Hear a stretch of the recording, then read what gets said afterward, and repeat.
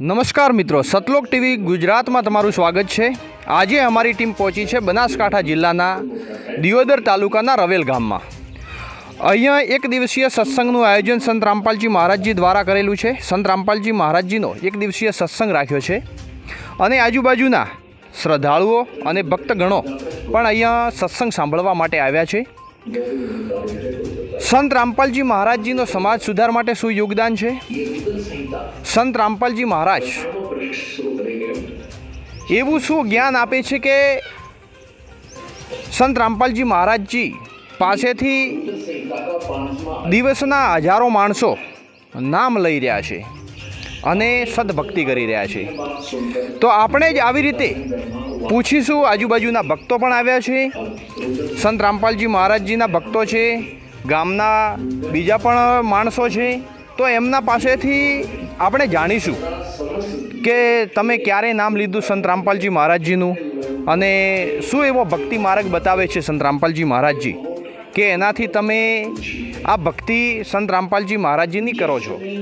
તો આપણે પૂછીશું। નમસ્કાર સર। નમસ્કાર સર સાહેબ। શું નામ છે તમારું? અશ્વિનદાસ। ક્યાંથી આવ્યા છો? ચીબડા ગામથી આવ્યા છું, દિયોદર તાલુકાનું ચીબડા ગામ। તમે સંત રામપાલજી મહારાજજીનું જ્ઞાન કેવું લાગ્યું તમને? બહુ સરસ લાગ્યું જ્ઞાન, મુક્તિપાત્ર છે।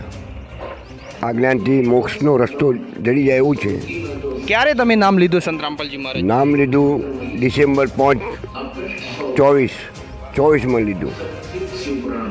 તો એના પહેલાં જે સંત રામપાલજી મહારાજજીનું નામ લીધું એના પહેલાં તમે શું ભક્તિ કરતા હતા?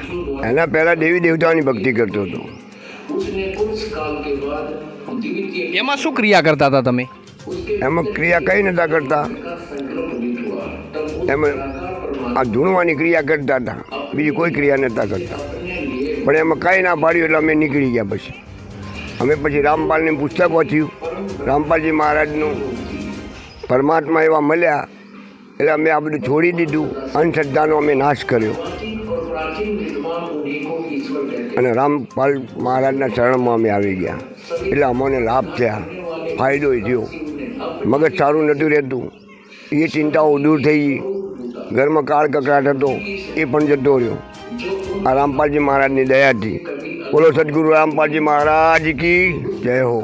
તો તમે એના પહેલાં સંત રામપાલજી મહારાજજીનું નામ નહોતું લીધું એના પહેલાં કંઈ વ્યસન પણ કરતા હતા? વ્યસનો કરતો હું ગાંજો પીતો, તમાકુ ખાતો। તો હવે નથી કરતા? કોઈ વસ્તુ નહીં। તો એ કેવી રીતે છૂટી ગયું? એ રામપાલજી મહારાજના દર્શનથી, એમના નામ ઉપદેશ લેવાથી ચમત્કાર થયો મારો। ચમત્કારથી કોઈ વસ્તુ જ યાદ ના આવવા માંડી। જો ઓદી અજ્ઞાન હતું, રામપાલજી ગુરુ મળ્યા નહોતા તો ઓદી તો મારો નશાનો નાશ થાય એવું નહોતું। પણ જ્યારે કાળની બીક બતાવી કે કાળ આવીને ઝપટ મારીને લઈ જશે એટલે અમારા બધો નશાનો નાશ કરવો પડ્યો। તો સંત રામપાલજી મહારાજજી એક સમાજ સુધાર માટે શું કાર્ય કરી રહ્યા છે? સંત રામપાલજી મહારાજ સમાજ સુધાર માટે દરેકને કાળના મુખમાંથી બચાવવાનું કાર્ય કરી રહ્યા છે કે જેથી કરીને શાસ્ત્રો પ્રમાણેની વિધિ બતાવે છે। એમ કહે છે કે શાસ્ત્રો વિરુદ્ધની ભક્તિ કરતા હોય એ નરકનો દ્વારમાં જાય છે, એને મુક્તિ મળતી નથી। પણ તત્વદર્શી સંત રામપાલજી મહારાજે શાસ્ત્રોની અનુસાર ભક્તિ કરાવે છે, એના કારણથી અમને બધા લાભ થાય છે। તો પહેલાં તમે કોઈ ગુરુપદ હતું તમારા પાસે કે શું કરતા તમે? કોઈ ગુરુપદ નહોતું। શિષ્યો બીજે બનાવેલા તમે? શિષ્ય અમે બનાવ્યા હતા, 2 શિષ્યો બનાવ્યા હતા। એમાં એક શિષ્યને એવું લાગ્યું કે બધું નિયમમાં નહોતો રહેતો ને બહાર કાઢી દીધું। એક શિષ્ય સારા નિયમમાં રહેવા માંડ્યો, પછી સાથે રાખ્યો। પછી એ શિષ્યને અમે રામપાલજી મહારાજના દર્શન કરાયા। પછી એમ કીધું શિષ્યને કે ભાઈ તું એ મારો ગુરુભાઈ બની જા। જેમ કે કબીર સાહેબ હતા, ભગવાન હતા, તો રામાનંદના ચેલા બન્યા। તો અમે પણ દાસ બનવા માગતા હતા અને અમે રામપાલજી મહારાજના દાસ બની ગયા અને મારા સેવકને રામપાલજી મહારાજના દાસ બનાવ્યા। એમની કૃપાથી રામપાલજી મહારાજ એટલે જગતના ગુરુ છે, વિશ્વગુરુ કહેવાય। કે દુનિયાનું જ્ઞાન, કોઈ જ્ઞાતિ જાતિ કોઈ ભેદભાવ કોઈ નહીં, સર્વને એક તરીકે રાખે છે. તો સંત રામપાલજી મહારાજ અને બીજા જે ધર્મગુરુઓ છે એમાં જ્ઞાનમાં શું અંતર છે? એમાં ઘણું અંતર છે. કેમ કે ઓલા તાંત્રિક પાખંડ ચલાવી રહ્યા છે, એ ઓમ સિવાય કોઈ આગળ જઈએ ક્યાં નથી. અને રામપાલજી મહારાજે તો આપણને ઓમ ઉપર ભક્તિ આપી છે. હવે જ્યારે એમ કીધું કે બ્રહ્મ પુરુષની ભક્તિ કરો તો બ્રહ્મલોકમાં જાઓ છો, અને એથી પાછા તમે અવતારમાં નરકમાં પાછા આવી જાઓ છો, કોઈ બીજો ફાયદો થતો નથી. એટલે આ બધા પાખંડની સંતો રહ્યા ને એમને તો બધા તાંત્રિક વેળા પૈસાના ઢગલા કમાવાના ધંધા કર્યા અને લોકોને લૂંટવાના ધંધા કર્યા. એટલે આ લૂંટવામાંથી અમે નીકળવા માગતા હતા કે પરમાત્મા રામપાલજી મહારાજ અમને મળ્યા, એના કારણથી કે રૂપિયો પણ પૈસો પણ કોઈનો લેતા નથી અને નિઃશુલ્ક સેવાઓ આપે છે. કોઈ જમવા સુધીનો કોઈ પૈસો નથી લેતા અને સારી સેવાઓ આપે છે. રામપાલજી મહારાજના અનુયાયીઓ પણ સારી સેવાઓ આપે છે અને એમના કૃપા દયાથી અમારું જીવન પણ સારું ચાલી રહ્યું છે. તો તમે સંત રામપાલજી મહારાજજીનું નામ લીધા પછી તમને શું શું લાભ મળ્યા? સંત રામપાલજીના નામ લીધા પછી અમારા છોકરો ક્રિકેટ રમ કરતો હતો, એ નોકરી લાગી ગયો, કંપનીમાં લાગી ગયો. પછી બીજો છોકરો હતો એ જી બોર્ડમાં પરીક્ષા આપવા જતો હતો એપ્રેન્ટિસ માટે, 2 વખતના પાસ થયો હતો, પણ આ વખત પાસ થઈ ગયો. આ મને લાભ થયો અને હવે એનો નોકરીનો પણ ચાન્સ આવી ગયો. એટલે હવે વિશ્વાસ છે કે રામપાલજી મહારાજ પરમાત્મા મારું કામ પૂરું કરશે. આવા ગુરુ તો કોઈ જગ્યાએ નથી. બીજા તો બધા પાખંડી છે ને ખોટા નરકના દ્વારમાં જોવા માગે ને કાળમાં મુખમાં છૂટશે નહીં. આ રામપાલજી મહારાજ આપણા કાળના મુખમાં બચાવવા આવ્યા છે. આ પૃથ્વી ઉપર કબીર સાહેબનો અવતાર લઈને આવ્યા છે. તો તમે સમાજને શું સંદેશ આપવા માગો છો?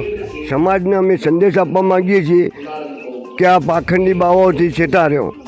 બરાબર, તમે આ ધન દોલત લૂંટાવો છો, એટલી ધન દોલત તમે તમારા ગુરુ મહારાજનું નામ લઈને વાપરજો. કે કબીર કહે સબ જગ નિર્ધના, કબીર કહે સબ જગ નિર્ધના. બરાબર, ધનવંતા ના કોઈ, જો ધનવંતા સો હોય તો રામ નામ ધન હોય.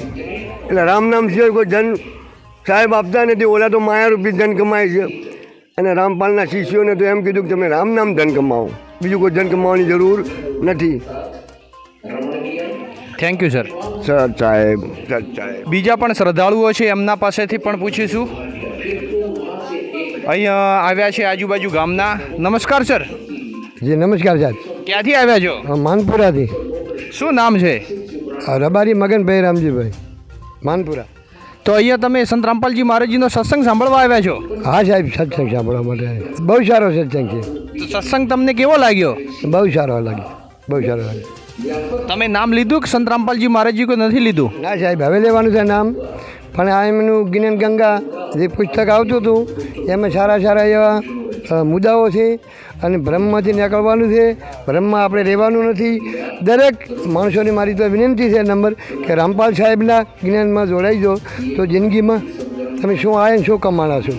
આવું એક રામપાલ સાહેબનું બહુ જ સત્સંગ સારું છે અને અંધારામાંથી અજવાળું પણ કરી પ્રકાશ આપે છે. અને નામ હવે લેવાનું છે સાહેબ. અને મારા શિષ્યો 4-5 છે એમને પણ હું રામપાલ સાહેબના સત્સંગમાં અને નામમાં હું જોડવા માગું છું. Thank you sir. Thank you sir. નમસ્કાર કાકા. સાહેબ ક્યાંથી આવ્યા છો? શિહોરી. અહીંયા સંત રામપાલજી મહારાજજીનો સત્સંગ સાંભળવા આવ્યા તો કેવો લાગ્યો તમને? બહુ સારો લાગ્યો. નામ લીધેલું છે? આ નામ લીધેલું, સતનામ લીધેલું. તો અહીંયા સમાજને તમે શું સંદેશ આપવા માગો છો? સમાજ બી એમ કે આ પરમાત્માના શરણમાં આવી જાય. સમાજ દઈ દો ભગવાનના શરણમાં આવી જાય તો બધી ભે મટી જાય. હા થેન્ક યુ સર. હા હા સાહેબ. નમસ્કાર સર. સાહેબ ક્યાંથી આવ્યા છો? બિયોગથી સાહેબ. શું નામ છે? રામજીભાઈ.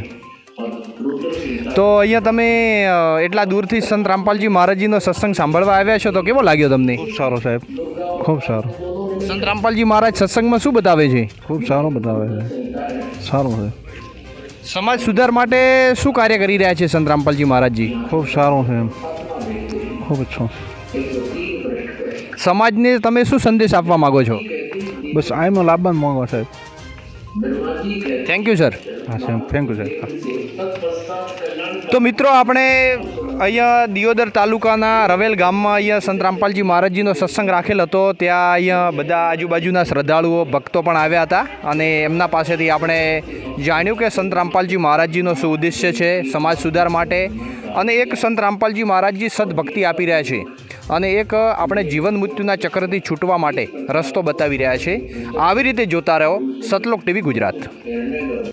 सतलोक टीवी गुजरात फेसबुक पेज को लाइक और फॉलो करना न भूलें. अधिक जानकारी के लिए आज ही डाउनलोड कीजिए संत रामपाल जी महाराज एंड्रॉइड ऐप.